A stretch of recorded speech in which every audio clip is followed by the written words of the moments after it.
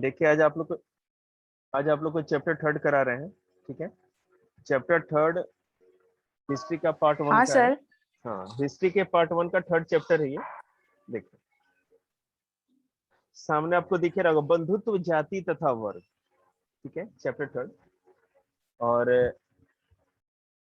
एक सेकंड,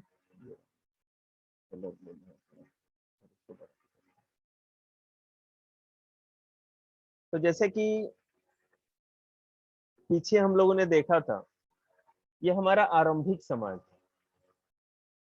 जब हम लोग ज्यादा सोशलाइज होने लगे, ठीक है, और ज्यादा से ज्यादा सोसाइटी डेवलप होने लगी। समाज का डेवलपमेंट कैसे? समाज के डेवलपमेंट का मतलब केवल पॉजिटिव ही नहीं होगा, सकारात्मक नहीं, नकारात्मक विकास भी हो सकता है। ठीक है, नकारात्मकता या नेगेटिविटी की वृद्धि ही नकारात्मक विकास है। अब समाज में अगर जाति प्रथा आ गई, ठीक है, या मान लीजिए कि छुआछूत की भावना आ गई, तो समाज का नकारात्मक विकास ही तो है, उसको डेवलपमेंट तो कहा नहीं जाएगा। तो देखिए, अभी हमने पिछले जो चैप्टर था हम लोगों ने क्या पढ़ा था, 600 ईस्वी पूर्व से 600 ईस्वी तक के मध्य का आर्थिक और राजनीतिक जीवन में अनेक परिवर्तन।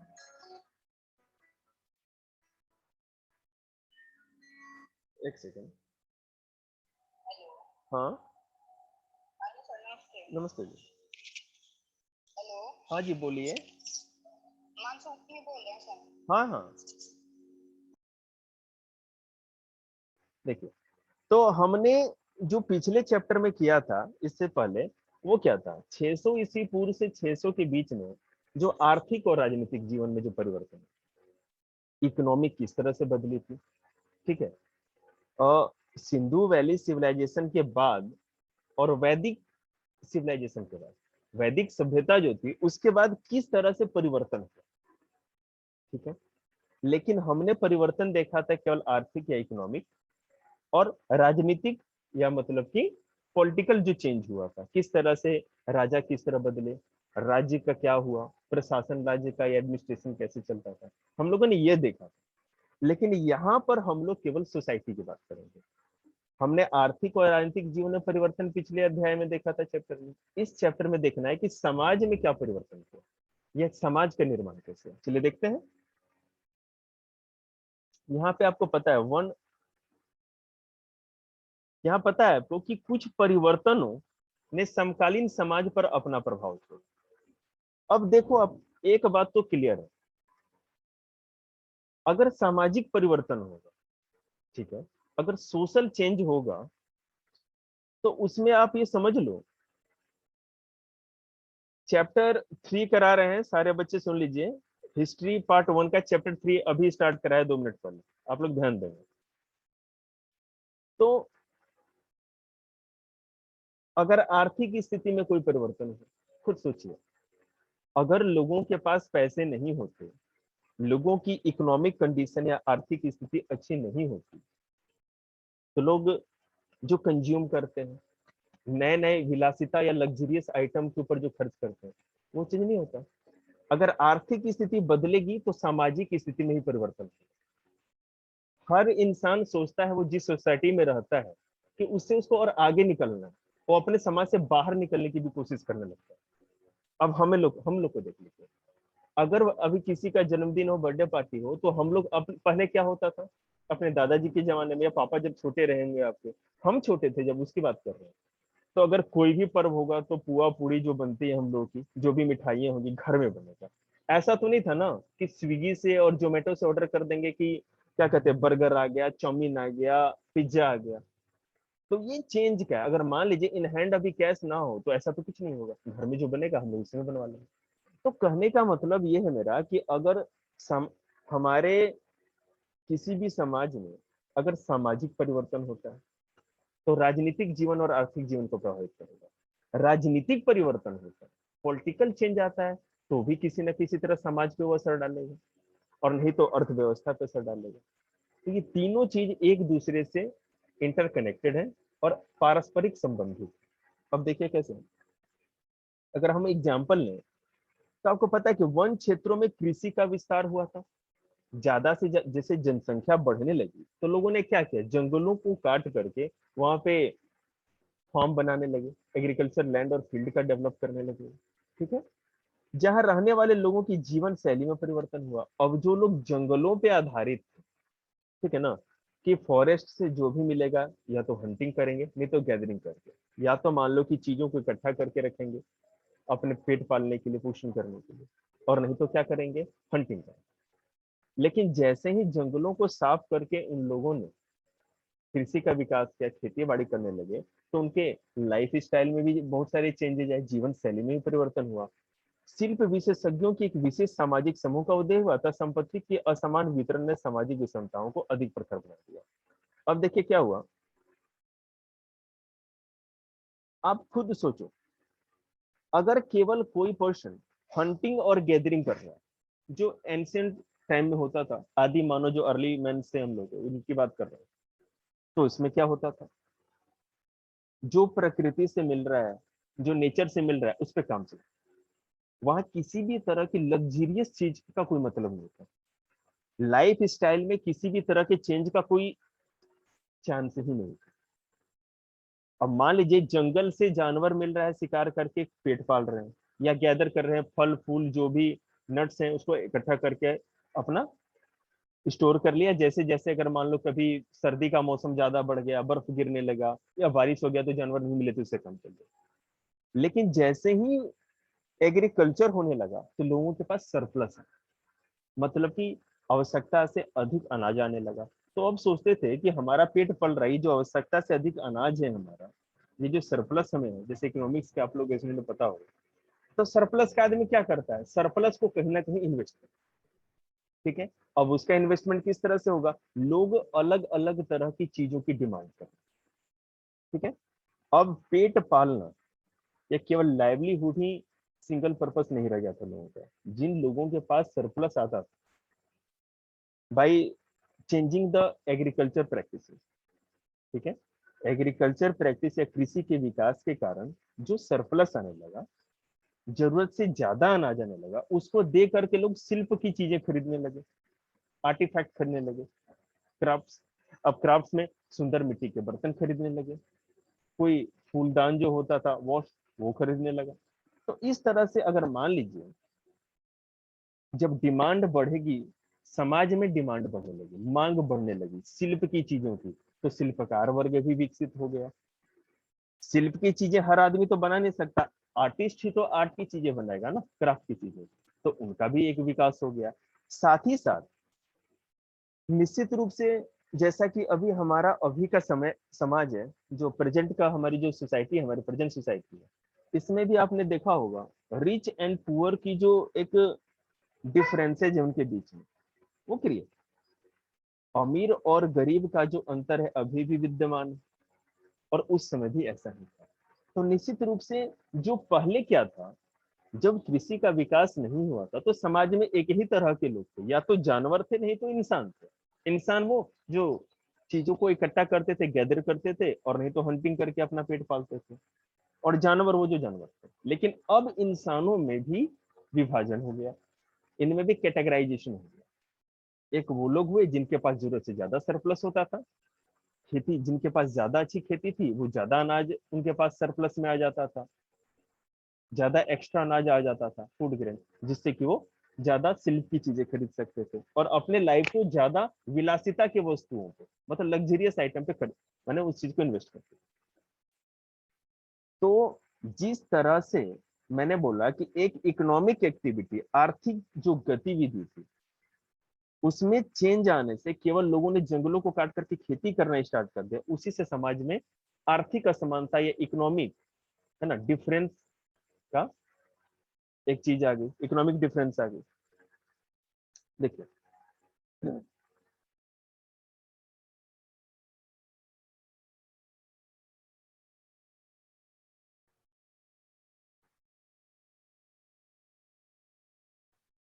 देखो, यदि हम ग्रंथों का प्रयोग सावधानी से करें, ग्रंथ मतलब कि जो भी क्या कहते हैं, हमारे पास जितने भी तरह के एपिक्स हैं, महाभारत रामायण है और बहुत सारी चीजें हैं, कुछ बौद्ध ग्रंथ भी, जैन ग्रंथ भी है, उन बातों को अगर बहुत ही, है ना, कॉन्शियसली अगर हम यूज करें उनके टर्म्स को, जो भी हमारे पास इंफॉर्मेशन है, तो हम समाज का बहुत ही अच्छे तरह से निर्माण कर सकते हैं। सामाजिक इतिहास को, उसमें समाज कैसा रहा होगा, समाज में जो भी चीज, ठीक है ना, ट्रेंड में था उस समय, आचार व्यवहार, लोगों का स्वभाव कैसा था, किस तरह से व्यवहार करते थे, और सबसे बड़ा बात उनका कस्टम, रिवाज, रीति रिवाज, इनके ऊपर इतिहास लिखा जा सकता है। अब यहाँ पर याद रखिए कि आपके स्कूल में, हर एकेडमिक्स में, है ना, स्कूल के टीचर महाभारत और रामायण वाले से क्वेश्चन पूछते हैं। और आ गया, देखिए हमारे में सबसे बड़ा जो ग्रंथ है हमारे सब कॉन्टिनेंट में, भारतीय उपमहाद्वीप, वो है महाभारत। महाभारत से बड़ा तो कुछ ग्रंथ नहीं, ठीक है। हम इसमें सबसे बड़ी बात मैं आपको बताऊं कि 1 लाख श्लोक से अधिक है, इसमें 1 लाख से अधिक श्लोक है।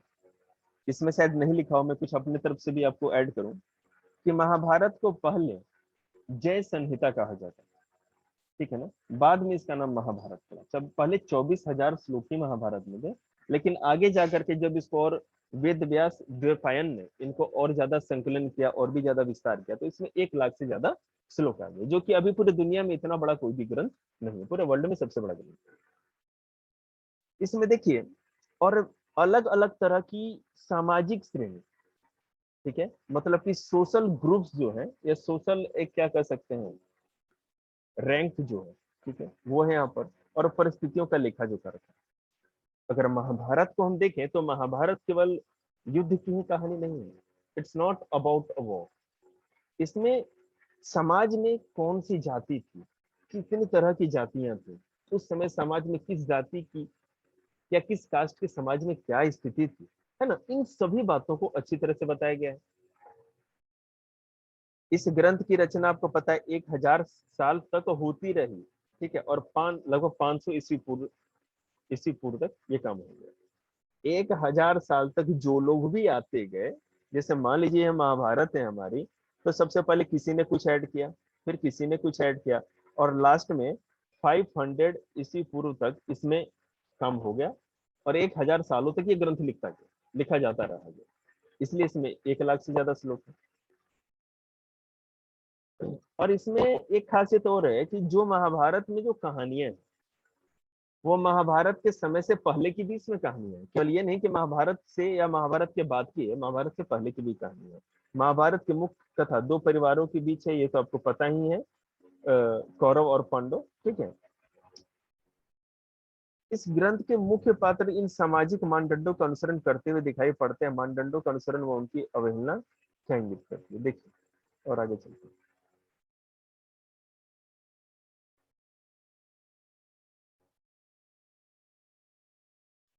अब एक बात है यहाँ पर कि महाभारत का समालोचनात्मक संस्करण, देखिए, समालोचनात्मक संस्करण का मतलब है ना कि एक बैलेंस क्रिटिसाइज किया जाए।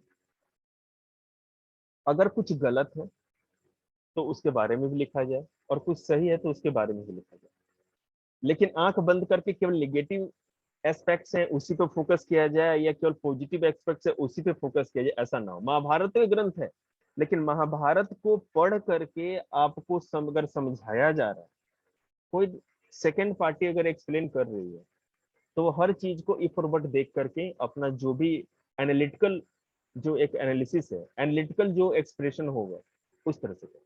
जैसे मैं समझा रहा हूँ क्या। अब क्या है कि 1999 में प्रसिद्ध संस्कृति विद्वान BS सुखथंकर के नेतृत्व में एक अत्यंत महत्वाकांक्षी परियोजना स्टार्ट हुई थी, और इन्होंने महाभारत को पढ़ के इसमें से उन चीजों को निकाला, इनकी टीम ने, कि जो उस समय के इतिहास के लिए रेलेवेंट है। महाभारत में बहुत सारी चीजें हैं,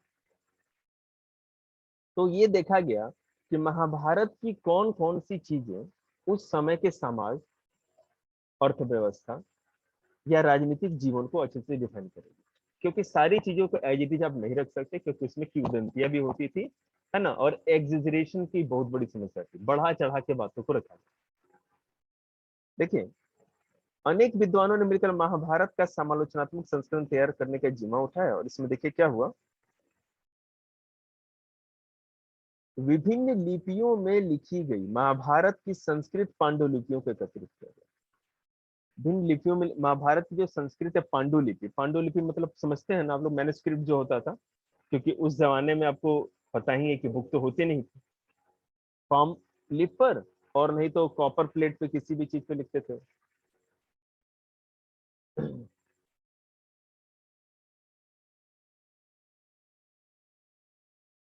देखिए, इसमें जितने भी श्लोक थे महाभारत में, सबको पढ़ा गया, अच्छी तरह से एनालिसिस किया गया, और इसमें से उन्होंने उन श्लोकों का चयन किया जो लगभग सभी पांडुलिपियों में पाए गए थे, और उनका प्रकाशन 13,000 पेजेस पे, 13,000 पेजेस पे अनेक ग्रंथ खंडों में किया। जहां से पांडुलिपि मिली सब लिया गया, और उन सबों को, ये जो महाभारत अभी आप पढ़ते हो ना, ये इन्हीं का देन है जो ये इन्होंने किया है, क्योंकि उस समय बुक तो छपी नहीं थी, कोई पब्लिश नहीं हुई थी। तो जो जो पांडुलिपि मिली सबको एकत्रित करके और उस पर एनालिसिस किया कि हर पांडुलिपि में जो सेम चीज होगी उनको लेकर के एक बुक पब्लिश की गई। और इतनी बड़ी चीज होने के बाद भी 13,000 पेजेस अपने आप में एक बहुत बड़ी बात है। 13,000 सुनने में कम लगता होगा, लेकिन अगर पेजेस पे उतर जाए ना तो एक आदमी उठा के भी नहीं ले जाए। और इस परियोजना को, इस क्या कहते हैं, पूरे प्रोजेक्ट को पूरा करने में 47 ईयर्स लग गए। ठीक है, इस पूरी प्रक्रिया में दो बातें विशेष रूप से उभर के आई। पहली, कि संस्कृत के कई पाठों के अनेक अंशों में समानता थी। ठीक है, और यह इस बात से भी स्पष्ट होता है कि समूचे उपमहाद्वीप में उत्तर में कश्मीर और नेपाल से लेकर दक्षिण में केरल, तमिलनाडु, सही पांडुलिपि में समानता देखने में आई है। दूसरी बात, ठीक है, अब इससे मतलब क्या निकला? मैंने कहा कि जो संस्कृत के जितने भी पाठ तैयार थे, 13,000 पेजों में जो महाभारत का एक संकलन तैयार किया, उसमें केरल, नॉर्थ में कश्मीर से साउथ में तमिलनाडु, केरल तक जहां से भी जो पांडुलिपि मिली गई, उसमें संस्कृत की जो पांडुलिपि थी ना, उसमें समानता मिली। एक ही तरह की बात सारी पांडुलिपियों में मैन्युस्क्रिप्ट में लिखी गई। ठीक है, दूसरी बात जो स्पष्ट हुई वह थी कि कुछ शताब्दियों में, मतलब कुछ सेंचुरीज में के दौरान, महाभारत का जो भी पब्लिश किया गया, में अनेक क्षेत्रीय विविधताएं, मतलब प्रोविंशियल डिफरेंशिएशन भी सामने आए। बता रहे हैं इन डिफरेंसेस का जो संकलन या क्या कहते हैं, जो इकट्ठा किया गया मुख्य पाठ की,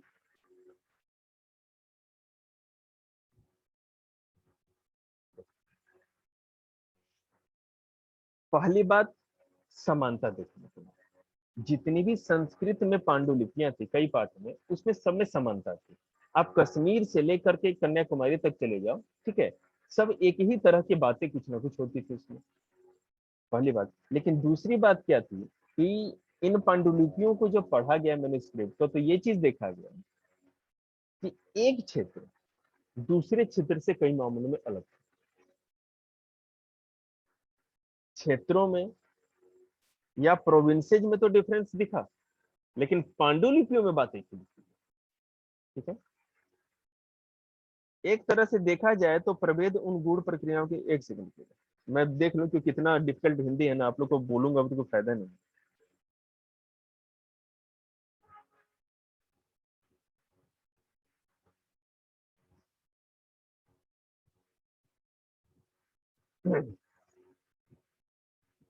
देखो,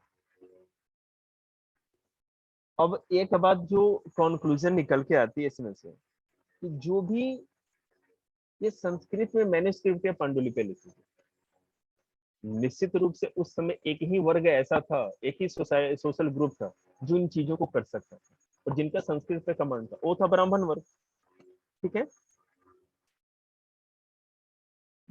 तो संस्कृत में ब्राह्मणों द्वारा उन्हीं के लिए लिखे गए। साथ ही साथ 19वीं और 20वीं, 19th एंड 20th सेंचुरी में जो हिस्टोरियंस थे, उन्होंने पहली बार सामाजिक इतिहास के मुद्दों का अनुशीलन करते समय इन ग्रंथों को सतही तौर पर समझा। उनका विश्वास था कि इन ग्रंथों में जो कुछ भी लिखा गया है वास्तव में उसी तरह से उसे व्यवहार में लाया जाता है। ठीक है, लेकिन आगे जाकर के इन लेटर कालांतर में विद्वानों ने पाली, प्राकृत और तमिल ग्रंथों के माध्यम से उन परंपराओं का अध्ययन किया। इन अध्ययनों से स्पष्ट हुआ कि आदर्श मूलक संस्कृत ग्रंथ आमतौर से आधिकारिक माने जाते थे, किंतु इन आदर्शों को प्रश्नवाचक दृष्टि से भी देखा जाता था और यदा कदा इनकी अवहेलना भी की जाती थी। जब हम इतिहासकारों द्वारा सामाजिक इतिहास का निर्माण की व्याख्या करते हैं, तब हमें इस बात को ध्यान रखना चाहिए। अब देखिए, हम आपको बताते हैं कॉन्क्लूजन क्या है। देखिए आप लोग बोर्ड पे देखिए,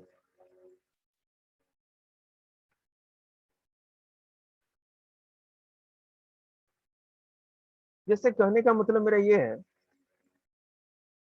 कि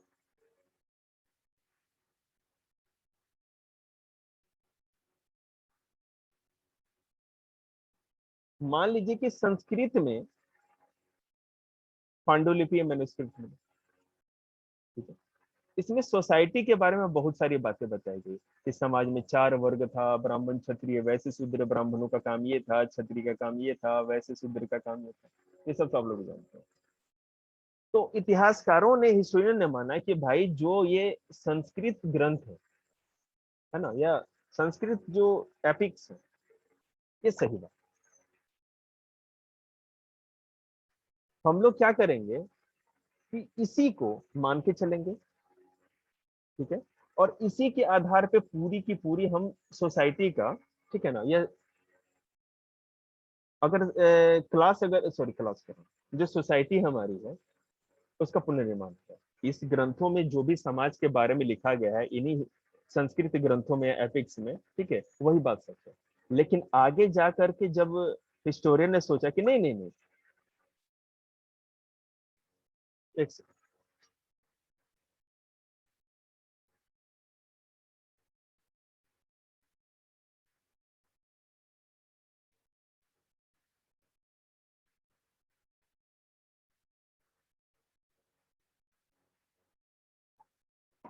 अगर उसके बाद क्या कह रहे हैं हिस्टोरियंस ने कि हम लोग केवल संस्कृत ग्रंथों पे ही विश्वास नहीं कर सकते। अगर हमको उस समय के समाज का सही सही आंकलन करना, कि सोशल प्रैक्टिसेस ठीक है, समाज में होता क्या था, तो उसके लिए हम लोग को क्या करना पड़ेगा। उन्होंने पाली में जो भी लैंग्वेज, ओरिजिनल लैंग्वेज थी, है ना, बिहार की लैंग्वेज थी पाली। उसके बाद प्राकृत, ठीक है। उसके बाद अगर साउथ इंडिया के देखें तो सबसे अधिक रिच इनका लिटरेचर था तमिल में। तो पाली, प्राकृत और तमिल जो लैंग्वेज था, इनके अंदर इन लैंग्वेजेस में जो भी एपिक्स थे, ग्रंथ थे, उनकी स्टडी की, और तब उनको रियल हिस्ट्री का बहुत सारा पता चला। मतलब कि in reality what the social practices existed, किस तरह से अस्तित्व क्या था, सामाजिक जो भी गतिविधियां थी वो आखिर में किस तरह से काम कर रही थी, क्या होता था, आम आदमी किस तरह समाज में था। एक आम आदमी की, लेडीज की या वुमेन्स की, बैकवर्ड कास्ट की, फॉरवर्ड कास्ट की, जो भी है, उसमें किस तरह सोसाइटी में उनका एक, जो भी आप रुतबा कह सकते हो, तो जो भी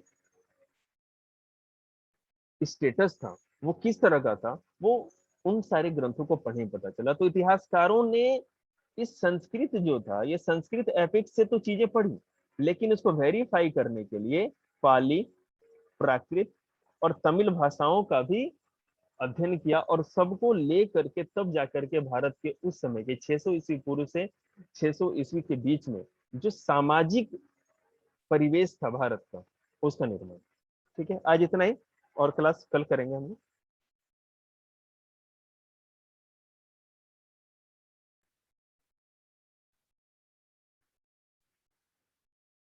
अंशुल और खुशी, कल आप लोग टाइम पे क्लास लिया करो, ठीक है ना। और क्या कहते हैं, ये मैं यूट्यूब चैनल जो मेरा है, मैं इस ग्रुप पे ना लिंक भेज दूंगा, आप लोग वहां से चाहो तो पूरे क्लास की वीडियो भी आप लोग देख सकते हो। ओके, चलिए ठीक है, आज क्लास एंड करते हैं।